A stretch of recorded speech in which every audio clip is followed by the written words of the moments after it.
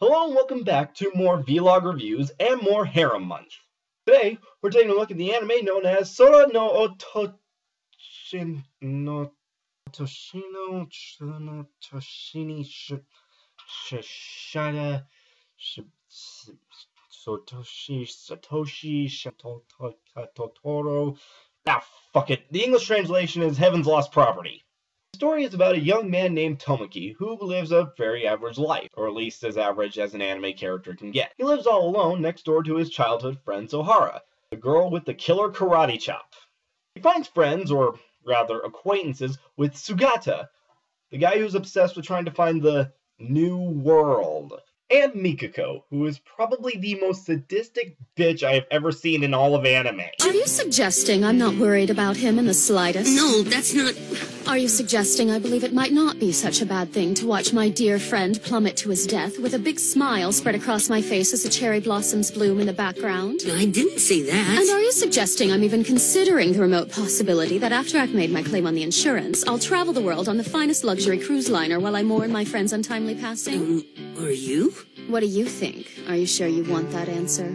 However, Tomoki's life gets turned upside down, when what seems to be an angel quite literally falls into his life. Later, she tells Tomoki that she is an angeloid named Icarus, and that she has imprinted on him to be her master. The purpose of an angeloid is to do everything and anything that their master asks of them. So whatever I want, eh? Yes.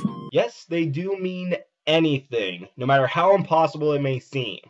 So, Tomoki basically has the power of God in his hands. What is he gonna do with it?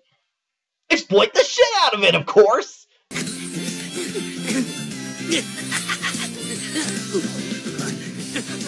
Master? Yes! Everywhere I want to go is mine! The world is mine for the taking! Oh. Let's keep moving! Come on, face it, guys. You know you'd do the same thing that he's doing. So, after a long day of mischief-making and living out his wildest dreams, Tomoki figures there's only one thing left for him to do. That said, I'm happy I've gotten to do everything I wanted to.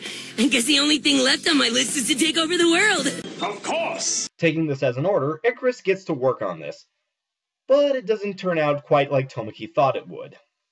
According to my research, not a single human on planet Earth would recognize you as their supreme ruler. It therefore seems the program determined the best course of action was to erase all other humans on the planet from existence. Wait. This leads to what is probably the world's greatest cop-out. I wish this whole mess was nothing but one bad nightmare. Up to school! Get your ass out of bed so you're... Was that some kind of tripped-out dream or what?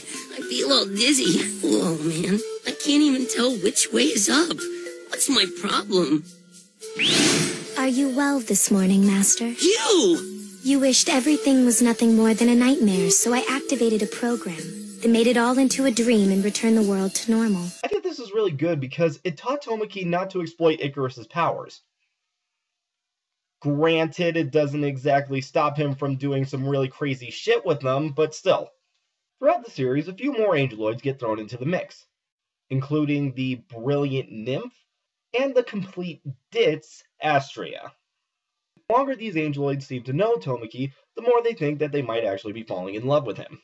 Especially interesting in Icarus's case, since she doesn't really have that many emotions. Now, some of you may be asking, what exactly are the angeloids? Where did they come from? Why did they end up with Tomoki? Beats the fuck out of me! Okay, admittedly, that was a little unfair. They explain that the angeloids came from this place called the Synapse, where they were built by this woman known as Daedalus, and that they were also owned by this guy who was only known as the Master of the Synapse. Nymph was essentially sent to Earth to retrieve Icarus, and Astrea was sent to Earth with the express intent to kill Tomoki. Now, things like why or how Daedalus built the angeloids, how they became the underlings of the Master, and other stuff about the Synapse is never really explained, or at least in the 2 seasons that were made for the anime. Now, to be fair, there is a movie that takes place after Season 2, so maybe that'll give us some explanations. Nope. Hell, if anything, it raises even more fucking questions! Now, as I'm recording this, there's apparently a third season of the manga. Well, all I gotta say is, they better make the anime adaptation! Anywho, the great thing about this anime is that it does a really nice job balancing comedy and story.